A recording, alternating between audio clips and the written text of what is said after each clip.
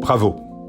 Dans un contexte économique particulièrement difficile, vous avez répondu présent à l'appel aux dons de TV Liberté. Le budget de la chaîne est dorénavant assuré et il va permettre de poursuivre notre développement en 2021. Pour tout cela, merci. Ensemble, nous construisons l'avenir de l'audiovisuel, une presse alternative, libre, exemplaire. Nous ne sommes qu'au commencement d'une grande aventure dans un monde qui évolue à grande vitesse. Quelles que soient les tempêtes, en avant, en plein vent.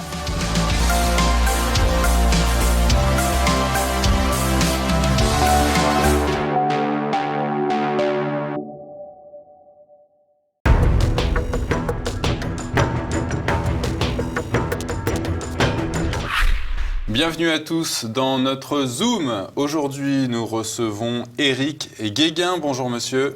Bonjour, merci de m'accueillir. Éric Guéguin, philosophe. On vous avait déjà reçu, Éric Guéguin, pour votre précédent ouvrage, Le miroir des peuples, enquête sur l'avenir de la République. On est en plein dedans. Vous venez aujourd'hui nous présenter votre nouvel ouvrage, le dernier, La justice et l'ordre, vrai clivage et faux semblant, aux éditions Politeia. Politeia, exactement. Alors, pour commencer, Éric Guéguin, je vous cite, pendant près de 50 ans, les Français ont consenti à être les spectateurs d'une théâtralisation de la politique au travers d'un clivage totalement factice. Quel est ce faux clivage ? En fait, j'ai pris la décision d'écrire ce livre en réaction à ce qui est en train de se produire. C'est-à-dire qu'Emmanuel Macron a pris le pouvoir il y a environ 3 ans et demi. Nous sommes à 1 an et demi d'une échéance électorale majeure. La France est dans une situation catastrophique. Le clivage gauche-droite a été totalement détruit, sabordé, et j'entends de plus en plus de Français qui misent sur ce clivage gauche-droite pour faire advenir une réelle opposition à Emmanuel Macron. Je pense qu'Emmanuel Macron, il nous a rendu bien service en mettant fin à ce clivage gauche-droite. Et dans ce livre, j'essaie de faire une généalogie du clivage gauche-droite. Donc j'explique comment il s'est mis en place à travers l'histoire, pourquoi surtout il s'est mis en place à travers l'histoire, et ce qui nous masque, pourquoi il est totalement factice, et ce qui nous masque en tant que clivage factice. J'essaie de mettre au jour des clivages beaucoup plus pertinents. Voilà ce que j'essaie de faire dans mon livre. Et donc, depuis 50 ans, ce que je dis, puisque vous me citez, depuis 50 ans, effectivement, depuis à peu près la disparition du général de Gaulle, on assiste à la succession une fausse succession de différents partis qui tous prônent la même vision du monde, c'est-à-dire une vision du monde qui prône l'allégeance le primat de l'économie, voilà, au parlementarisme. Exactement, la professionnalisation de la politique, l'abaissement des frontières, le multiculturalisme et effectivement le primat de l'économie avant toute chose. Voilà. Ils partagent tous cette vision du monde depuis 50 ans. Alors, aux sources de l'égarement, je continue à vous citer, Éric Guéguin, notre manière, dites-vous, de considérer l'individu en société est totalement bancale. Qu'est-ce qui cloche ? Alors en fait, cette analyse de l'individu parcourt en fait toute mon analyse politique depuis des années. Donc j'en ai abondamment parlé dans mon précédent ouvrage. Là, pour faire rapide pour vos auditeurs, je dirais qu'il y a 2 manières de considérer l'individu à travers l'histoire de l'humanité. C'est-à-dire, soit l'individu est produit d'une communauté, et ça c'est ce qui est valable à travers l'histoire, dans la géographie, dans le temps. Et il y a une rupture qui se produit dans l'histoire de l'humanité, en Occident, l'Occident moderne, à la sortie du Moyen-Âge. Et à partir de là, on va considérer que c'est la société qui est le produit de l'individu, placé de manière malencontreuse, le donner plus de poids qu'il n'a en réalité à l'individu. Ceci a occasionné beaucoup de problèmes à travers le monde, et j'essaye de mettre au jour des clivages, un véritable clivage, en mettant en avant le fait que l'homme est avant tout produit de sa communauté, et que donc ça lui impose un certain nombre de nécessités naturelles, partager un certain nombre de choses en commun, c'est-à-dire qu'il y a un extérieur, il y a un intérieur, et tout ceci est remis en cause par une certaine vision du monde. Aujourd'hui, un vrai clivage s'impose entre deux visions du monde, une locale et une globale. Et tout ceci est dû au fait qu'on n'a pas la même perception de l'individu. Vous dites qu'avec la modernité, chacun est appelé à devenir nomade, matérialiste. Nomade, matérialiste, oui, c'est un peu... chacun est appelé à picorer. Un coup, on va se sentir européen. Le lendemain, si on veut être africain. Le surlendemain, on sera homme ou femme. Et tout ceci dans une logique consumériste, finalement. Il y aura toujours quelqu'un pour nous apporter ce que l'on veut en tant que consommateur, producteur-consommateur, et non plus citoyen. Le citoyen est véritablement ancré. Le citoyen, il est local. Alors, on peut prôner cette vision du monde, mais à ce moment-là, on fait son deuil de termes comme la citoyenneté, comme la démocratie. Tout ça, c'est local. C'est pas ancré. C'est pas au niveau... Vous l'expliquez avec cette phrase, nous avons pris pour habitude de détourner le regard des choses essentielles au profit du spectacle. Donc, on peut se référer à cette société du spectacle bien connue et évoquée par Guy Debord. Ouais. Vous évoquez également dans votre ouvrage, Éric Guéguin, la justice et l'ordre, cette notion qu'on a déjà abordée ici à TV Liberté, celle de l'ingénierie sociale. Ça veut dire quoi ? Alors l'ingénierie sociale, moi je parle davantage de pilotage à distance, c'est-à-dire le fait de... j'entends beaucoup de gens qui parlent de totalitarisme. On serait dans un nouveau totalitarisme. Pas du tout, le totalitarisme s'est imposé. Là, il y a la notion de consentement. Alors bien sûr, le consentement est fabriqué en amont, mais c'est pas du tout... Je parlerais plutôt d'autotalitarisme, c'est-à-dire des gens qui participent, qui donnent le bâton pour qu'on les... Non pas qu'on les batte, mais qui autocensure. Oui, autocensure, enfin toutes ces choses-là. Le système a très bien compris qu'on obtient plus de choses aux gens qu'on obtient plus de choses des gens par la carotte que par le bâton. Voilà. Et donc, ce pilotage à distance, si vous voulez amener un individu d'un point A à un point B pour lui faire acheter, par exemple, une marchandise, vous n'allez pas l'amener de front d'un point A au point B, vous allez l'amener du point A1, A2, A3, etc. Et lui faire sentir, c'est ça tout le génie de l'histoire, c'est de lui faire sentir que ça vient de lui, que c'est lui qui va de lui-même vouloir aller au point B. En politique, c'est la même chose. Vous vendez des idées politiques comme vous vendez des produits marketing. Depuis un siècle, la politique, c'est simplement du marketing politique. C'est la création du besoin. Ah oui, en plus de ça, oui. En plus, c'est un artifice supplémentaire. Alors, pour vous, les tenants du marché ont la volonté d'indifférencier l'humanité par tous les moyens, dont les plus contestables. Qu'est-ce qui vous choque ? Alors, ce qui me choque essentiellement, c'est que, comme je le disais, il y a aujourd'hui deux visions du monde qui s'affrontent. Et il ne s'agit pas, de ma part, de porter un jugement de valeur sur l'une ou l'autre. Mais par contre, ce qu'on peut constater, c'est qu'il y a les gens qui voient l'avenir comme un monde globalisé, où on aurait mis un terme aux frontières, où le marché serait, il faut bien le reconnaître, tout puissant. En fait, il y aurait un grand magma de producteurs-consommateurs avec une technocratie. Il faut bien des gens qui gouvernent un peu à distance, une technocratie. Il y a cette vision du monde et une autre vision du monde qui serait plus internationaliste, c'est-à-dire une mosaïque de communautés ayant chacune ses traditions, avec des frontières, voilà. Et tout ça on peut vivre en paix malgré tout.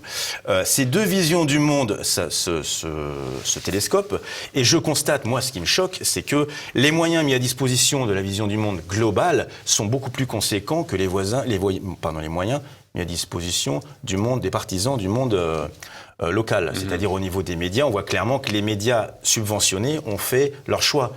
On choisit le parti du monde global, et que ce soit de gauche, de droite. Là, ça n'a plus rien. On n'est plus dans la gauche et dans la droite. Il y a des gens qui se disent de gauche, qui sont attachés à un certain type de valeurs. C'est ce que je mets en avant dans mon bouquin. Les gens qui se disent de gauche sont attachés au changement, au progrès, à la justice. C'est tout à fait légitime. Les gens qui se disent de droite sont attachés à l'ordre, à la tradition. C'est tout à fait légitime aussi. Plutôt que de faire se succéder des partis qui se disent de l'un ou de l'autre, il faut trouver l'équilibre entre les deux.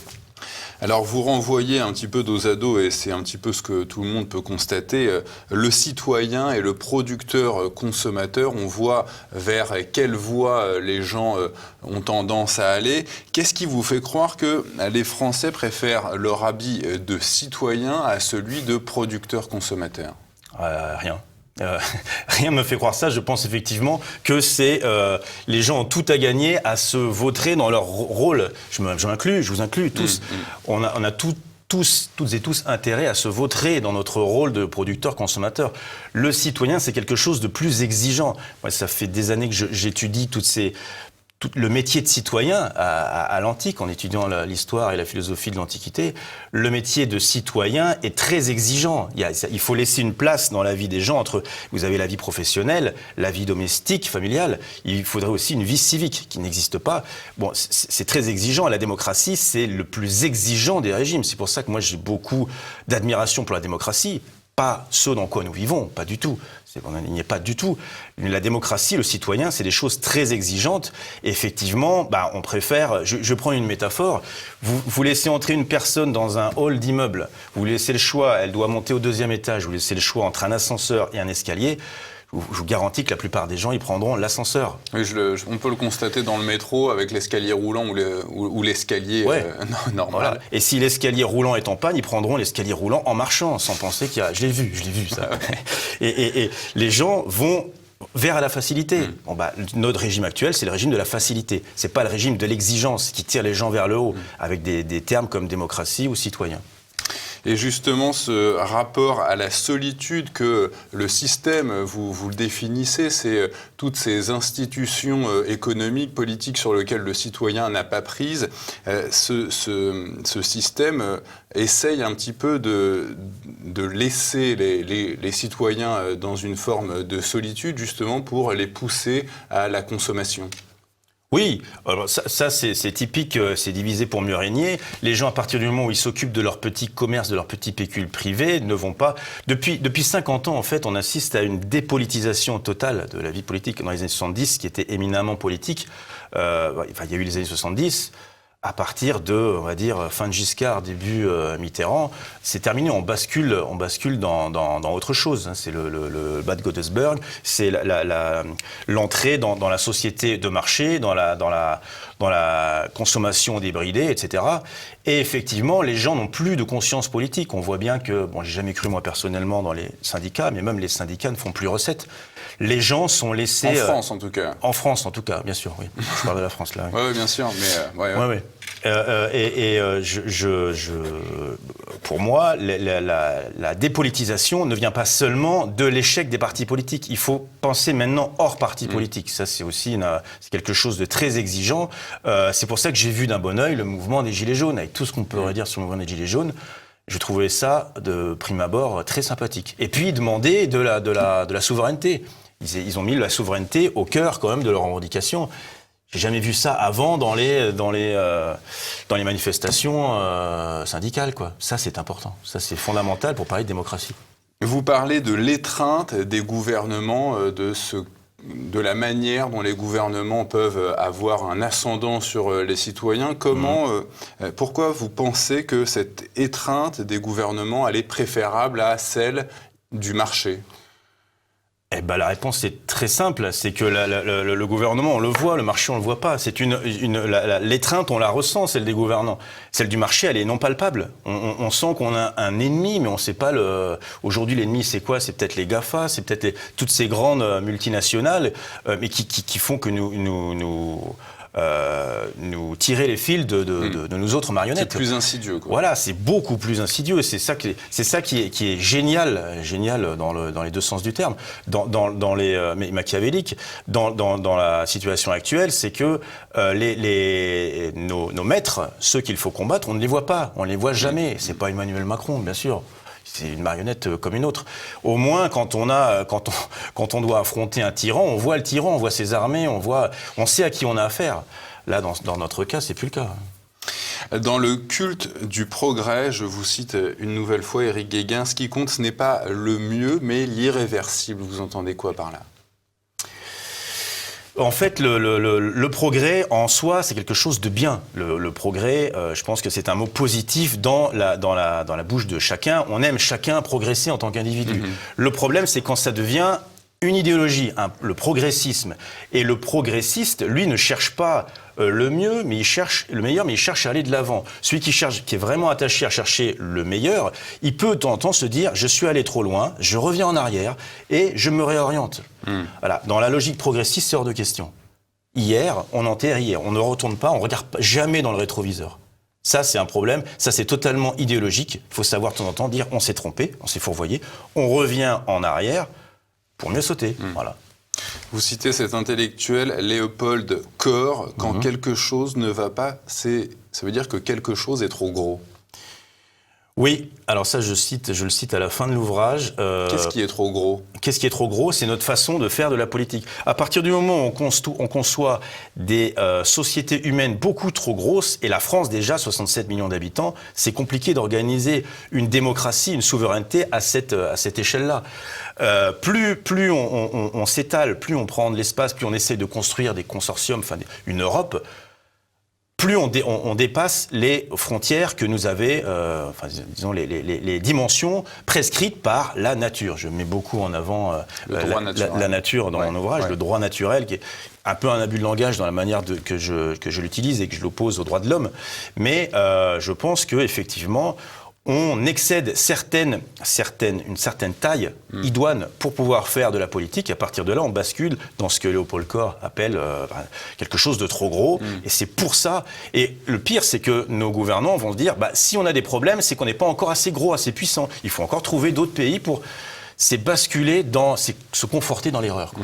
Voilà. Mais comment vous expliquez... je sors un petit peu du sujet, mais par exemple, la démocratie indienne, on dit que c'est la plus grande démocratie du monde.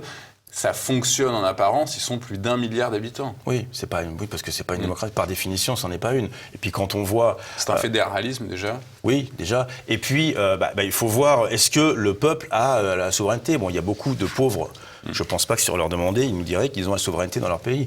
Il n'y a pas, à mon sens, peut-être à part la Suisse ou certains petits pays, à mon sens, il y a très peu de pays aujourd'hui qui peuvent se prétendre véritablement démocratie. Mais nos gouvernants se maintiennent sur ce mot-là, parce que ils savent très bien que si on dit aux gens demain vous n'êtes plus en démocratie, ça leur pose problème. Je dis aux gens, intéressez-vous à ce que c'est la démocratie. C'est pas pour autant qu'on est en dictature, bien entendu. Je vous dis, on est en autoritarisme, voilà. Mais nous ne sommes pas en démocratie. Là, on est d'accord là-dessus. Et l'Inde encore moins qu'une autre. Emmanuel Macron a déclaré récemment qu'au vu des difficiles décisions qu'il aurait à prendre, peut-être qu'il n'aurait pas le choix de ne pas se représenter. Donc, si Emmanuel Macron venait à ne pas se représenter, pourquoi ne croyez-vous pas à la résurgence de ce faux clivage droite-gauche ? Pourquoi vous ne croyez pas au fait que l'UMP, enfin les Républicains et le PS pourraient renaître de leur cendre ? Je ne veux surtout pas y croire. Je ne veux surtout pas croire qu'on va retourner avant Macron. Est-ce que ça pourra arriver ? Ah oui, mais c'est pour ça que j'ai écrit un livre aussi, pour expliquer aux gens, non, il ne faut pas que ça arrive. Il faut passer à autre chose. Je vous dis, les clivages, c'est ça. Le clivage, c'est nous sommes tous sensibles à l'idée de justice, à l'idée d'ordre. Tous dans notre tête, et il faut trouver nous avons tous des réflexes, des fois de droite, des fois de gauche, c'est évident. Même si on a une culture de gauche ou de droite, il faut trouver l'équilibre entre le mouvement et la fixité. Et puis, à l'échelle internationale, à l'échelle nationale, déjà, il y a un vrai clivage, c'est ceux qui pensent local et ceux qui pensent global. Il faut reconditionner la politique autour de ça. Et il y a des gens qui pensent global à gauche comme à droite, des gens qui pensent local à gauche comme à droite. Terminer ce faux clivage factice, et j'explique encore une fois toute la généalogie dans mon livre. Il faut déconstruire quelque part, en fait. Vous le dites, l'électeur lambda se sent encore l'obligé d'un camp plutôt que d'un autre. Ah oui, ça c'est très ancré. Il y a des effets. Est-ce qu'il ne faut peut-être pas quelque part prendre les déconstructeurs des années 70 en modèle ? Non, la déconstruction, heureusement, dans Macron, tout a été déconstruit. On n'a pas besoin de... Ces gens-là ont tout déconstruit. Je dis, au lieu d'essayer de reconstruire, on rase tout, on refait. Mais il faut refaire en amont. Moi, je vois trop peu de gens s'intéresser à ces choses-là. C'est fondamental. Ce qui risque d'arriver, c'est que tout va s'effondrer et on va faire quelque chose, mais dans l'urgence. Voilà. Alors, vous évoquez aussi le populisme. Vous dites, c'est la manifestation d'un impératif politique refoulé depuis 2 siècles. Pourquoi dites-vous qu'il n'est que très peu pérenne dans sa manière de gérer les crises ? Je pense que le populisme qu'on constate aujourd'hui est effectivement la manifestation d'un refoulé, c'est-à-dire de notre condition politique. Nous sommes toutes et tous voués à nous investir en politique. Pas seulement tous les 5 ans en mettant un petit bulletin dans une urne, ça c'est pas ça de la politique. Nous avons vocation à avoir une vie civique. Au bout d'un moment, on a pris l'habitude d'entendre nos gouvernants nous raconter des histoires. Et à la base, on se plaît à entendre des histoires. Au sommet, on se plaît à en raconter. Il faut dire les choses comme elles sont. Nous avons besoin de nous investir un minimum en politique. Et ce retour du refoulé, c'est de se dire, les gens constatent qu'ils n'ont plus aucune souveraineté, qu'ils l'ont léguée. Alors, certains meneurs, dans ces cas-là, se distinguent de la population en disant « Moi, je vais être votre tribun et je vais me saisir de ces problèmes pour vous. » Voilà en quoi se manifeste le populisme et voilà en quoi c'est la manifestation d'un refoulé. J'ai pas répondu exactement à la fin de votre question. C'est pourquoi le populisme n'arrive pas à gérer les crises dans la longueur. Oui, je pense que c'est pas sa vocation, tout simplement. Sa vocation, et c'est tout à son honneur, c'est de se dire je suis là pour introduire une rupture. Il y en a assez, et en général c'est violent. Bon. Mais on a beau prévenir avant les gouvernants, au bout d'un moment, ça devient violent. Il faut introduire une rupture. Mais il est là pour la rupture. Et derrière, il faut penser le changement. Il n'est pas là pour la continuité. Quand on regarde dans l'histoire, il y a très peu de gouvernements populistes qui se maintiennent. Parce qu'une fois au pouvoir, ils se disent maintenant que j'y suis, j'y reste. À qui revient la charge d'assurer la continuité alors derrière ? Fondamentalement, ce serait aux citoyens. Si les gens veulent de la démocratie, c'est à eux. Moi, je fais mon petit boulot de citoyen. Je fais un livre. Certains font d'autres choses, se rapprochent des milieux associatifs et tout. Mais il faut faire vivre la politique en France. Il ne faut surtout pas la laisser mourir, la laisser se dissoudre dans le marché. Mais le populisme, pour moi, vient de là. C'est-à-dire que on a affaire vraiment à un sentiment de dépossession. Et après, les gens, par contre, sont prêts à croire n'importe qui, n'importe quoi. Ça devient problématique aussi. Mais en tout cas, c'est une bonne nouvelle. Le populisme est une bonne nouvelle à partir du moment où il comprend qu'il faut aussi prévoir la suite du populisme. On entend souvent nos responsables politiques, les intellectuels dire que les Français, c'est le peuple le plus politique du monde. Vous pensez que c'est plus le cas ? C'est le peuple le plus polémique du monde, ça c'est sûr. Ça c'est polémique, on fait polémique avec n'importe quoi. C'est grotesque. Tous les jours, il y en a une. Tous les jours, les journalistes ont un petit os à ronger. De temps en temps, il y a un bel os. Là, cette année, il y a eu le Covid, c'est un bel os. Mais en général, on est éminemment polémique. Politique, non, je suis désolé. Vous retrouvez le dimanche midi avec vos amis à table, il faut surtout pas parler de politique ni de religion. On va parler de pipolerie. Je n'en prive pas d'ailleurs. Voilà. Mais il faut surtout pas en parler, c'est tabou. Comment on peut être une démocratie quand les choses essentielles sont tabous ? Alors ok, on s'accroche un peu plus que quand on parle de la pluie et du beau temps. Mais il faut parler de ces choses-là. Et c'est pour ça qu'après, à échéance régulière, les gens se défoulent dans les isoloirs. C'est évident. Il faut parler davantage de politique. Qu'est-ce que vous auriez à dire, Éric Guéguin, à ceux qui disent que voilà, mon plaisir dans la vie, ça consiste à dépenser de l'argent ? Et très bien, moi j'ai rien à leur dire. Moi de temps en temps j'aime bien faire les soldes, c'est bien, mais seulement. Non mais c'est pas votre plus grand plaisir. Il y en a, ils attendent le samedi pour aller tout claquer quoi. Je suis pas là du tout pour juger ces gens-là. Je leur dis juste, vous n'êtes pas citoyen. Un citoyen c'est autre chose. Là c'est autre chose. Vous ne faites pas de politique, restez, laissez-nous nous en occuper. C'est ça. Et consommer, et on vous donnera les moyens de consommer. Mais il ne faut pas tout mélanger. Mais ces gens-là ont droit de faire le choix et de refaire un autre choix, de basculer dans quelque chose de plus civique à un moment dans leur vie. C'est comme ça que ça devrait se passer. Vous parlez aussi de cette notion de les rouges-bruns. Vous la qualifiez de fantasme. Est-ce que ça a toujours été le cas, le fantasme du rouge-brun, ou est-ce que dans l'histoire de France, il y a eu un moment où les nationalistes et les communistes ont pu aller ensemble, voire avoir une vision commune ? Il y a un rapprochement inévitable je le dis aussi dans le livre, c'est qu'à un moment on était sur un spectre linéaire, c'est-à-dire extrême gauche, droite, extrême droite. C'est terminé, c'est cyclique maintenant. Au centre, on a les gens qui pensent global, c'est-à-dire UMPS, ce qu'on appelait comme ça l'UMPS, tous les partis de pouvoir, tous les partis qui peuvent gagner une élection, comme par hasard. Et ceux qui sont là pour le folklore du premier tour, les partis qui sont au tour et qui sont rejetés aux marges, extrême gauche ou extrême droite. Et à bout d'un moment, les gens, pas forcément les dirigeants qui ont leur ego, le problème d'ego, mais les gens qui votent pour ces gens-là se rendent compte de proximité idéologique, forcément, et se retrouvent. Donc là, il y a effectivement une proximité idéologique des extrêmes. Ma dernière question, Éric Guéguin, vous dites que la nature reprend ses droits d'une manière ou d'une autre. Une logique implacable mettra fin à l'ulcère humain. C'est quoi cette logique implacable? C'est l'idée de transcendance? Alors, une logique implacable pourrait mettre fin, je ne dis pas que pourrait mettre fin à ce qu'on peut appeler, vis-à-vis de la défense écologique, l'ulcère humain. L'ennemi de la nature, aujourd'hui, c'est l'être humain. Alors, on est tous d'accord là-dessus. Je pense que c'est...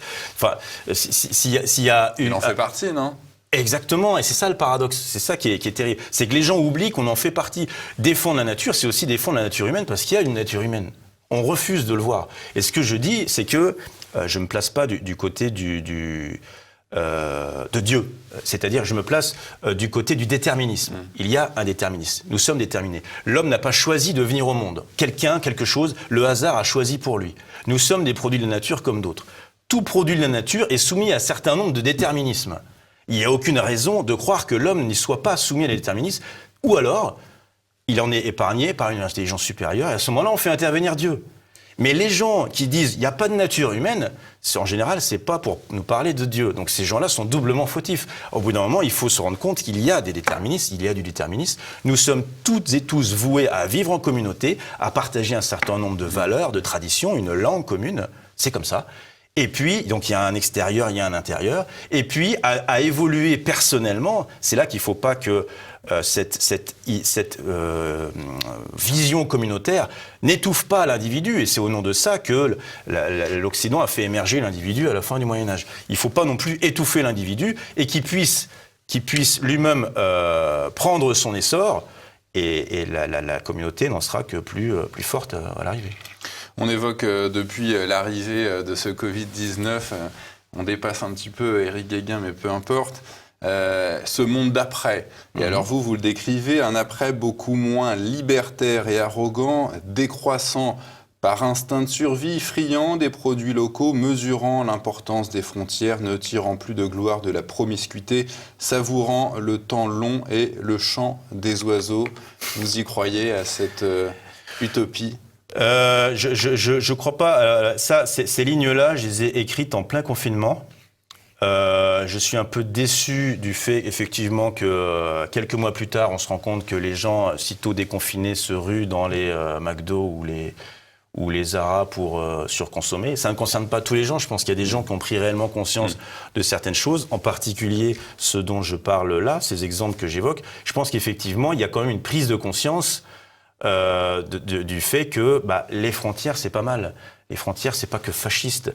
Les frontières, ça permet quand même de se protéger un certain nombre de choses. Les gens qui veulent consommer, les un peu bobos, qui veulent consommer global, mais qui prônent le mondialisme, je dis, mais soyez logiques. Ce qui est valable dans l'alimentation, c'est valable pour un tas de choses, en culture, en politique. Soyez logiques, messieurs, dames. Si vraiment vous prônez le mondialisme, c'est très bien, c'est un choix de société, mais il faut accepter tout ce qui est à côté. Tout ce qu'on subit aujourd'hui dans la crise actuelle, c'est des résultats du mondialisme, c'est tout. Donc il faut accepter ce qui arrive. Et si on veut changer les choses, il faut, pour ceux qui sont pour le global, il faut changer de camp et retourner vers le local, mais complètement. La justice et l'ordre, c'est un beau programme, Éric Guéguin. En tout cas, c'est le titre de votre ouvrage que nos téléspectateurs pourront retrouver sur la boutique officielle de TV Liberté. Merci, Éric Guéguin. Merci beaucoup de votre accueil, merci.